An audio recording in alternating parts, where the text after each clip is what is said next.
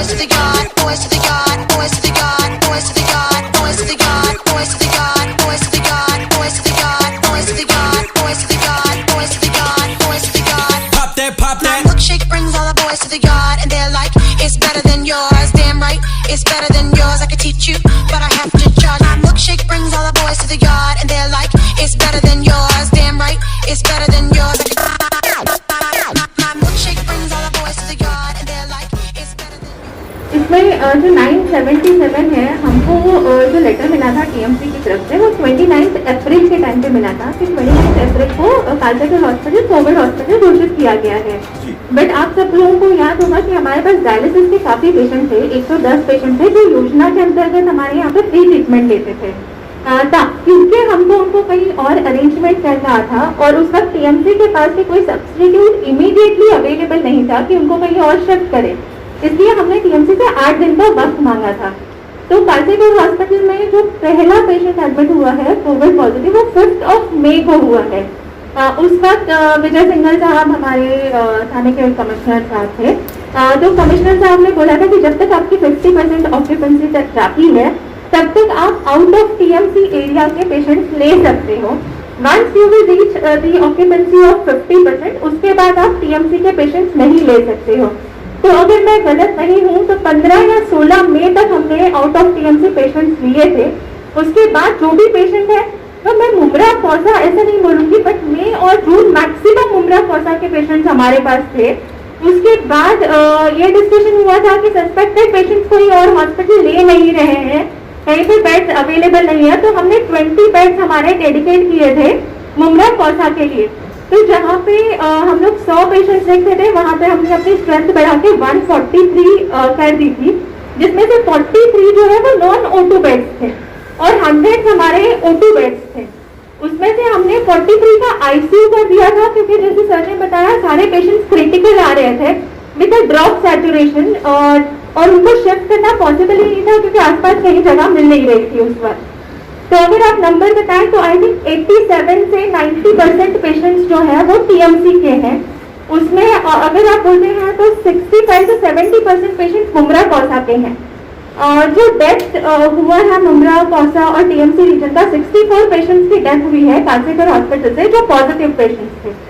उसके अलावा जो डेथ है वो बाहर के पेशेंट्स हैं, भिवंडी हो गया, कवंडी हो गया, धारावी के पेशेंट्स थे, कुर्ला के पेशेंट थे। ये पेशेंट्स की भी डेथ हुई है कालकाटा हॉस्पिटल में। अगर डेथ रेशो की बात करते हैं तो आज के डेट पे 7.8% का डेथ रेशो कालकाटा हॉस्पिटल का है और रिकवरी रेशो इज ऑलमोस्ट 90%। चलिए डॉक्टर खालिद साहब, एक सवाल मेरा आपसे ये है, 2 इंजेक्शन है, टोसिलिजुमाब और रेमडेसिविर। हाँ, तो ये दोनों इंजेक्शन जो है ये कोविड के पॉजिटिव पेशेंट्स के लिए कैसे इस्तेमाल किए जाते हैं, और ये इसकी ब्लैक मार्केटिंग अभी फिलहाल बहुत हो रही है। 5400 का टोसिलिजुमाब है और रेमडेसिविर, हाँ, रेमडेसिविर एवरेज 5000 और टोसिलिजुमाब एवरेज 40,000 नहीं, गवर्नमेंट रेट के हिसाब से तो जो है अभी वो कुछ 7,500-8,000 के करीब का कुछ है। कहाँ पे आप बता दीजिए, will be more than happy to check the patients. हमारे तो सारे पेशेंट्स मिनिमम अगर जो कॉस्ट टू कॉस्ट भी लेके आ रहे हैं ना 32,500 33,000 में लेके आ रहे हैं। रेमडेसिविर नो टोसिलिजुमाब और रेमडेसिविर 5,000 के एवरेज लोग लेके आते हैं, 5,500 तक एमआरपी है, तो 5,000 के आसपास मिल जाता है लोगों को, बट वो भी एक बहुत डिफिकल्टी से ला रहे हैं। अभी कल ही कुछ पेशेंट्स लोगों ने लेके आया मसीना से, इट्स नॉट इजीली अवेलेबल, बहुत परेशानी हो रही है। क्योंकि हुआ क्या, जैसे इंजेक्शन आया, देखो रेमडेसिविर किनको देना है, जैसे मैंने ग्रुप सी तक बता दिया था। ग्रुप सी में ग्रुप डी क्या होता है, ग्रुप डी पेशेंट हुआ है जिसका सैचुरेशन अब ड्रॉप होना शुरू हो गया, बीमारी अपर रेस्पिरेटरी ट्रैक्ट से लोअर रेस्पिरेटरी ट्रैक्ट में आ गई है। पेशेंट की टिपिकल कंप्लेंट होती है कि मैं बैठ रहा हूँ तो मेरे कोई प्रॉब्लम नहीं होती है, लेकिन जरा सा भी चलता हूँ, बाथरूम आ जाता हूँ, माला चढ़ता हूँ, सीढ़ी चढ़ता हूँ, दम लगने लगता है। जब आप सैचुरेशन चेक करते हो तो नॉर्मली हमारा सैचुरेशन 99-100% होता है और any saturation more than 90% is okay, but इनका सैचुरेशन 99-100 से कम होकर 90 की तरफ आने लगता है। तो बैठे रहेगा तो 95, 96, 97 रहेगा, लेकिन जैसे ही बाथरूम से आएगा 91, 92, 93 दिखाने लगेगा। इनका एक्सरे करोगे एबनॉर्मल रहेगा, पल्स रेट ज़्यादा रहेगा, ब्लड में कुछ चेंजेस आएंगे, सीटी करते हैं तो उसमें एबनॉर्मलिटी आती है। तो these are the typical patient जिनको अर्ली पिकअप करेंगे ना और ट्रीटमेंट स्टार्ट करेंगे, दे विल नॉट डिटोरिएट। तो ये पेशेंट यहाँ पे है जहाँ पे हम रेमडेसिविर यूज कर सकते हैं या ओरल टैबलेट्स यूज करते हैं, but remdesivir among these two drugs, remdesivir is more promising drug. Oral tablet जो अवेलेबल है वो स्ट्रॉन्ग नहीं है, वो that is meant for only OPD basis treatment. But ये ग्रुप डी ऑनवर्ड आज की तारीख में हॉस्पिटलाइज पेशेंट करना, इनको हॉस्पिटलाइज करना बहुत जरूरी है ताकि हम इनको डिटोरिएट होने से बचा सकें। फिर उसके बाद आता है group E and F. Group ई क्या होता है कि जब पेशेंट का ऑक्सीजन लेवल लेस देन 90 हो गया तो पेशेंट को ऑक्सीजन लगाना पड़ता है। तो देयर आर पेशेंट जिनको डिफरेंट लेवल डिफरेंट गैजेट्स लगाने पड़ते हैं ऑक्सीजन के, उनका ऑक्सीजन लेवल इंप्रूव करने के लिए। एक तो नेजल कैनुला होता है, मास्क होता है, बाईपैप होता है, देन वेंटिलेटर। तो जो पेशेंट मास्क और नेजल कैनुला के ऊपर मेंटेन करते हैं वहां तक ये रेमडेसिविर बहुत अच्छा काम करता है। The moment patient becomes bad, जिसका 60-70% ऑक्सीजन चले गया, जिसको वेंटिलेटर बाईपैप की जरूरत पड़ रही है, आप उनको रेमडेसिविर भी दे देंगे तो उतना काम नहीं करेगा, इतना अर्ली पार्ट ऑफ डिजीज में काम करेगा। There comes the role of steroids, जो कि आप भी सुना होगा कि काफी स्टडीज आई कि जिससे बहुत फायदा हो रहा है, लेकिन हम स्टेरॉइड्स को डे 1 से यूज कर रहे थे। वो जो कंट्री जो बता रहे कि बहुत डिफरेंस हो रहा है, ये हो रहा है, उन लोगों ने स्टेरॉइड यूज ही नहीं किया। हमारे तो जो अप्रैल की गाइडलाइंस थी आईसीएमआर में, तो वहां से स्टेरॉइड हो रहा था, हम तो शुरू से स्टेरॉइड यूज कर रहे थे, तो हमको उतना डिफरेंस नहीं दिखेगा जितना वो लोग कोट कर रहे हैं। ठीक है, तो ये पेशेंट है जिनको स्टेरॉइड यूज करना है, ब्लड थिनर्स यूज करना है, और उसके हिसाब से तो मेन सबसे इंपॉर्टेंट क्या है इस डिजीज में, सबसे इंपॉर्टेंट क्या है कि जो 5 दिन स्ट्रोक इंपॉर्टेंट रहते हैं यंग पेशेंट में नहीं, 40 एज के कम जो मरीज है उनको कोई प्रॉब्लम नहीं है, वो कुछ भी आप ट्रीटमेंट दे दो आगे पीछे ठीक हो जाने वाले। लेकिन वो जो कोमॉर्बिडिटी के साथ है ना, उन्होंने वो 4 दिन मिस किए ना, तो सेकंड वो ब्रेथलेसनेस वाली स्टेज में डी या ई में जाने लगते हैं। अगर आपने डी या अर्ली ई में पकड़ लिया ना उनको, तो बहुत आसानी से मैनेज हो जाते हैं।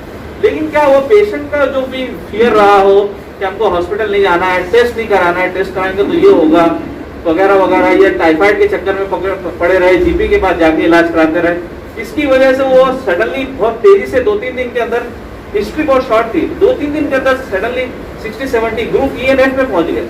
तो उनको पीछे से खींच के लाना बहुत डिफिकल्ट हो जाता है, what ever injection you give. But ऐसा नहीं है, उसमें भी कुछ पेशेंट होते हैं बहुत अच्छा इंप्रूव करते हैं, टाइमली ट्रीटमेंट मिलता है। तो टॉस्की जो साइटोकाइन स्टॉर्म्स में होते हैं, साइटोकाइन स्टॉर्म्स, उसको टिपिकली होता है सेकंड वीक के सेकंड पार्ट में, यानी 10 से 14 दिन के बीच में।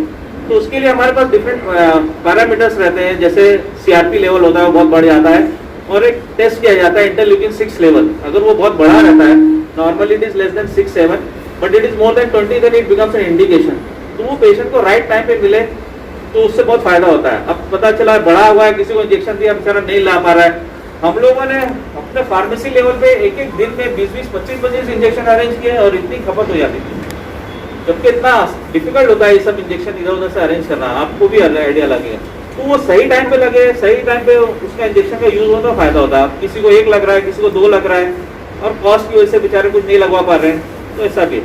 इसके अलावा एक बहुत इंपॉर्टेंट चीज मैं जो बताना चाहूंगा कि रोल ऑफ फिजियोथेरेपी। जब रोल ऑफ फिजियोथेरेपी के लिए हम लोगों ने फिजियोथेरेपी डिपार्टमेंट को इन्वॉल्व किया, क्योंकि अगर कोई मरीज इन सब बीमारियों में स्टार्ट से ही फिजियोथेरेपी में इन्वॉल्व हो जाता है, एक्सरसाइज करना है, डीप ब्रीदिंग एक्सरसाइज जो बेड पे बैठ के करनी है, इंसेंटिव स्पायरोमेट्री यूज करता है, और प्रोन पेट के बाद औंधा सोना, it is very important. I will say it is as good as one single drug, like आप टॉसिलिजुमाब बोलो या रेमडेसिविर बोलो। अगर कोई patient religiously 16 hours 12 to 16 hours prone होता है तो उससे बहुत फायदा होता है पेशेंट। तो हम लोग बार बार उसको पेशेंट को मोटिवेट करते हैं, समझाते हैं, एक्सरसाइज कराते हैं, क्योंकि 5-7 दिन के बाद सारे मेडिसिन का रोल खत्म हो जाता है, फिर वो टॉसिलिजुमाब वगैरह का रोल होता है, और 10 दिन के बाद in fact there is no space for medicine, it is only oxygen and patients own healing power and plus motivation and physiotherapy, ये बच जाता है।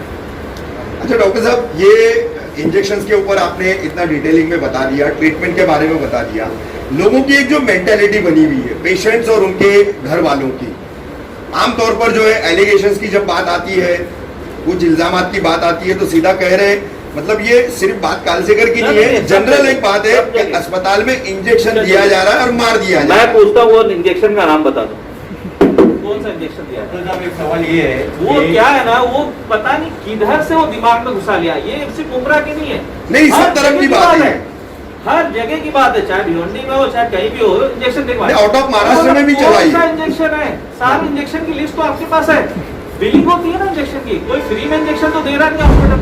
हर चीज ब्लैक एंड व्हाइट है, हर चीज आपको इंजेक्शन लिख के दिया जा रहा है, आप ला के दे रहे हो वही लग रहा है। आप बोलो मैं बोलता हूँ मेरे को tell me the name of injection, खत्म हो जाती है वही बात। सब ऐसी और दूसरा इसी में इसी से जुड़ा एक क्वेश्चन है, एक मिनट आप पहले ये सवाल का जवाब दे दीजिए। सर जो चार्जेस हैं, जैसे आपने बोला वो ज्योतिबा फुले योजना में नहीं आते हैं। आज मेरे 60% पेशेंट ज्योतिबा फुले योजना में हैं।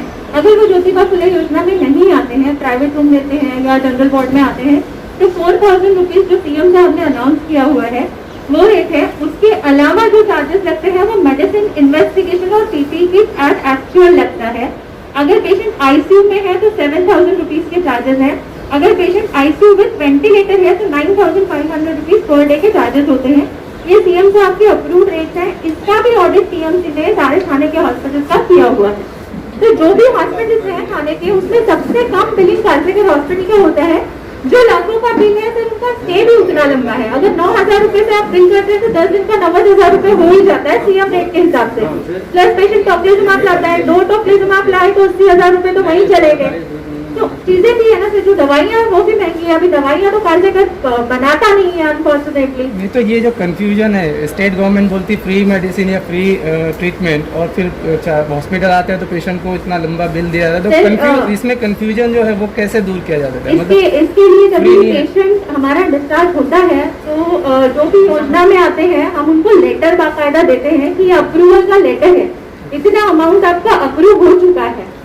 तो वो लेटर ट्रांसपेरेंट है, वो लेटर से ज्यादा पैसा तो नहीं देगी गवर्नमेंट, क्योंकि अप्रूवल लेटर उन्होंने हमको मेल किया रहता है। और ये डिस्चार्ज होने के बाद पेशेंट के रिलेटिव को कॉल भी जाता है कि आपके पेशेंट यहाँ पे योजना में एडमिट थे, आपको इतना पैसा मिला क्या। नशेमन का एक पेशेंट आपके पास था, 1 हफ्ता था, उसको 2,48,000 रुपए मिले। क्वेश्चन आंसर ऑल हुए। उस वक्त फोन मेरा हाथ में ही था, बट फोन मेरा बजा नहीं था, या बजा भी था तो मैं उठा नहीं पा रही थी। प्रेस कॉन्फ्रेंस से मैं निकली कुछ 10 बजे, उसके बाद मैं घर पहुंची तो 11 सवा 11 बजे के करीब मुझे फोन आया। उसके पहले शायद उन्होंने आसिफ मोमिन को और इमरान को फोन किया हुआ था कि किसी पेशेंट को उनको एडमिट कराना था। आईसीयू में बेड अवेलेबल है या नहीं है। अभी टू बी वेरी फ्रैंक, मैं खुद हॉस्पिटल में नहीं जाती हूँ बिकॉज ऑफ माई प्रेगनेंसी। मैं बाहर बैठ के ऑपरेट करती हूँ। ये बच्चे लोग रहते हैं फील्ड पे रहते हैं। अगर आप मुझे पूछेंगे बेड है या नहीं है तो मुझे भी वो आरएमओ को पूछ के ही आपको जवाब देना पड़ता है। मैं खुद नहीं बता सकती हूँ कि बेड्स अवेलेबल है या नहीं है। तो पहला सवाल था कि एक पेशेंट एडमिट करना है। मैंने बोला ठीक है, मैं आपको पूछ के बताती हूँ। फिर बोले फिर उनका ऐसा था कि मैडम आपका जो है एक पार्टी को लेके ज्यादा फेवरिज्म चल रहा है, जबकि सब लोग जानते हैं कि मैं अवाज साहब से या शमीम साहब से या जो भी है, कोविड के पहले हम लोग ज्यादा ताल्लुकात में नहीं थे, क्योंकि मुमरा हमारा एक ही हॉस्पिटल है जो कोविड हॉस्पिटल किया गया था। मुमरा के लोगों के लिए ऑप्शन नहीं था, इसलिए अवार्ड साहब ने कुछ मेडिसिन को लेके, या जो एयरबो मशीन है थाने में सिर्फ कालसेकर हॉस्पिटल है जिसमें वो हाई फ्लो नेजिल कैनुला अवेलेबल है। तो ये चीजें डिस्कशन होती थी साहब से, क्योंकि वो खुद फोर्टिस में रह के आए थे, वहाँ के उनको प्रोटोकॉल्स पता था। तो खालिद सर को जैसे पंडित सर से बात कराना है, ये सारी चीजों के सिलसिले में साहब से हमारी बात होती रहती थी। तो उसमें ऐसा इल्जाम आया कि आपका रुझान एनसीपी को लेके या किसी एक पार्टी की तरफ ज्यादा है, तो ये कालसेकर के लिए अच्छा नहीं रहेगा। आप तो सीईओ है, खैर आपका जो होगा वो होगा, बट कालसेकर के लिए भी ये ठीक नहीं रहेगा। तो मुझे ये बात अच्छी नहीं लगी, क्योंकि ऐसा कुछ है नहीं, हम किसी पार्टी को लेके एक तरफा नहीं है। मुझे वसीम साहब के भी फोन आते हैं, निरंजन नावकरे सर हैं, उनके भी फोन आते हैं। मुझे एमआईएम से डॉक्टर फैजी हैं, उनके भी फोन आपसे डॉक्टर फैजी हैं। तो ऐसे काफी सारे पार्टीज के फोन आते हैं, क्योंकि हमारा एक ही मल्टी स्पेशलिटी हॉस्पिटल है। तो फेवरिज्म हमने कभी नहीं किया। इस वीडियो को लाइक करें, हमारे चैनल को सब्सक्राइब कर बेल आइकन जरूर प्रेस करें हमारी न्यू वीडियो सबसे पहले देखने के लिए।